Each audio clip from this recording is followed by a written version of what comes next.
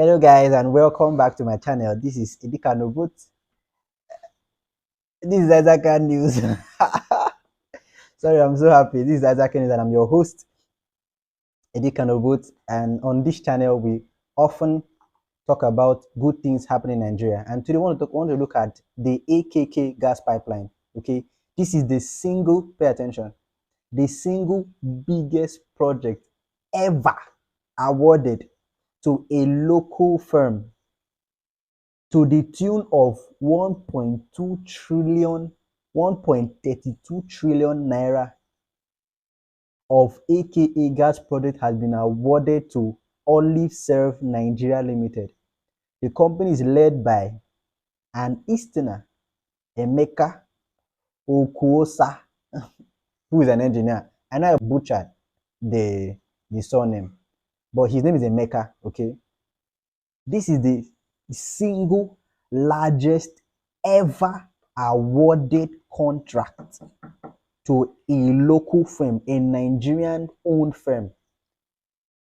These figures are running up to the tune of 1.32 trillion naira, the AKK gas project.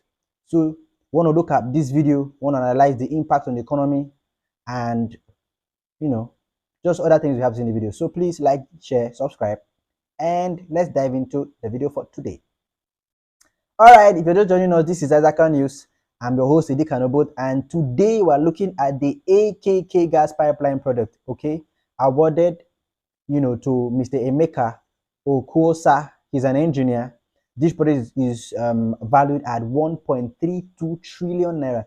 This is the largest project ever awarded to a local firm, in terms of financial load. So the gas pipeline, okay, takes gas from the oil fields in the Niger Delta region. By now, everybody should know the Niger Delta. So the Niger Delta would constitute states like River State, Delta State, Edo State, Bayelsa, Akwa Ibom, Imo State. I mean, they call Niger Delta. I know Cross River is a Niger Delta state. I don't know how much oil they drill and produce there. I think someone can educate me in the comment section if Cross River is among the core Niger Delta states, but it's in the Niger Delta region, but I don't think it's a core Niger Delta state as regards oil production.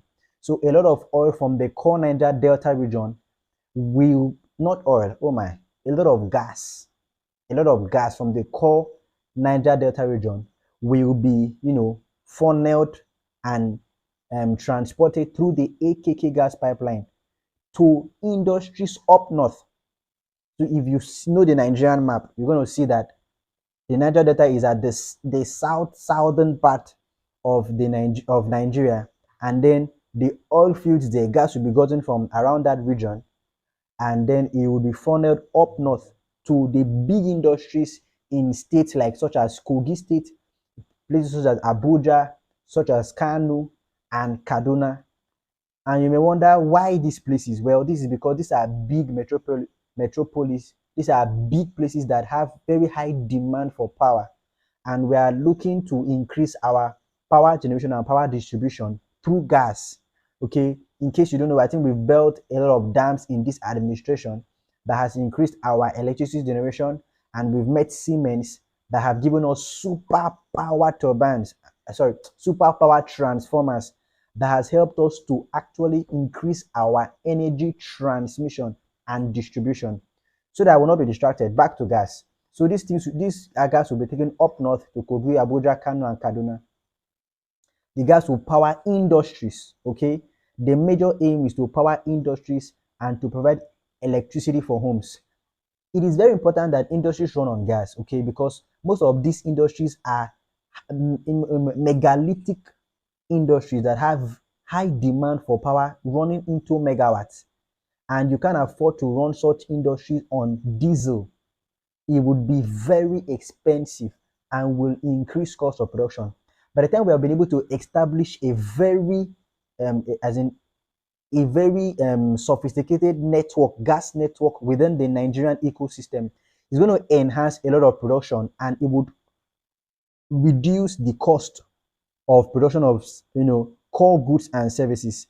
So there's a lot of work going on right now to see that certain things are being put into place to ensure that our gas industry is what it ought to be. So this pipeline moving all the way up to the north will continue. I've made a video about the West African gas pipeline initiative by the Nigerian government and the Moroccan government, and the Trans-Saharan gas pipeline initiative by the Nigerian government and the Algerian government. So it would begin first in Nigeria, in the Niger Delta region, and then it would supply the firms in Nigeria who need this gas, and then it would go up north in the on the African hemisphere through the Sahara region. So from Nigeria, it's going to move from the northern part of Nigeria into Niger Republic, and from Niger, it's going to move down to Algeria up to the apex of Algeria, where a very big substation will be constructed that would then sell power to Europe. It would become one of the world's longest gas pipelines. Okay, moving on. A sister pipeline currently, as we speak, runs from the oil fields in the southwest. So the southwestern part of Nigeria equally has some oil fields, although a majority of oil in Nigeria is being gotten from the south, the core Niger Delta region. But some oil fields in the southwest also will begin to package their gas and supply gas to industries in places such as Edo State, Ondo State, Lagos State, and Ogun State. Ogun State is becoming a very key factor in industrialization, being that it is very close to Lagos, and Lagos is the smallest state by land mass in Nigeria. It shock you, ba? The smallest state by land mass. If you want to now, what that means is that we are excluding the the water component of Lagos State, because if you want to talk about the smallest state, should be Bayelsa. If you're to compare both the land component and the water component surrounding the state, okay. But by land mass, the smallest state is Lagos State. All right. And because of how small Lagos is, a lot of expansion is going to places such as Ogun. Ogun is slowly becoming an industrial hub, trying to accommodate the spillover, the overflow of industrialization going on right now in Lagos. So they too going to need a lot of gas to power their industrialization.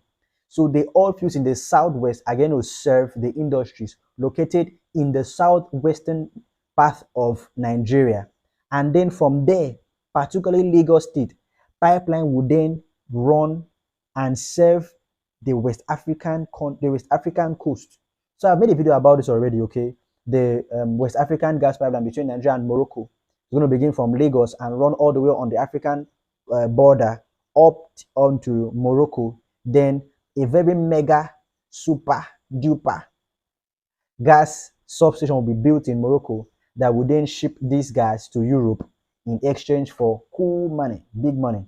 Okay, so this pipeline will be extended in the future to the West African coast, to serve countries such as Benin Republic, such as Togo, such as Ghana, Cote d'Ivoire, Senegal, all the way down to Algeria, and then eventually Europe itself.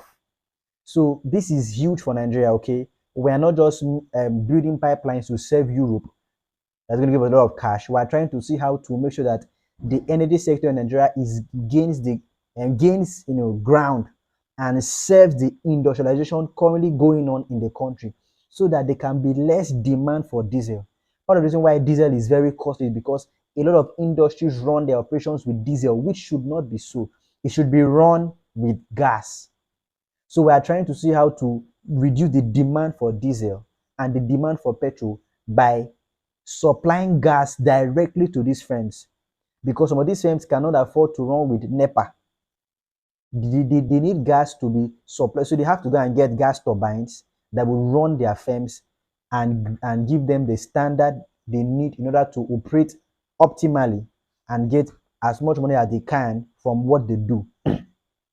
This is what is going on right now, and this project to create a very complicated mesh network, gas network in Nigeria, has been awarded to a local firm, costing about 1.32 trillion. The name of this firm is Oil Serve Nigeria Limited.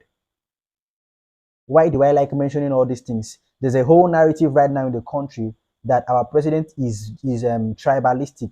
He's very biased favorably toward the northern and particularly toward the Fulani tribe, being that in quote he's a Fulani man. But we see how he's awarding. Believe me, he has awarded a lot of contracts to people that are not from his place. A lot. Dangote had actually sought to build a refinery before this current administration, but was not awarded the license.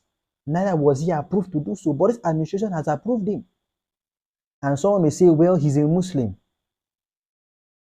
But he wasn't approved before now by a former Muslim president. So our president actually has Nigeria in the very center of his heart.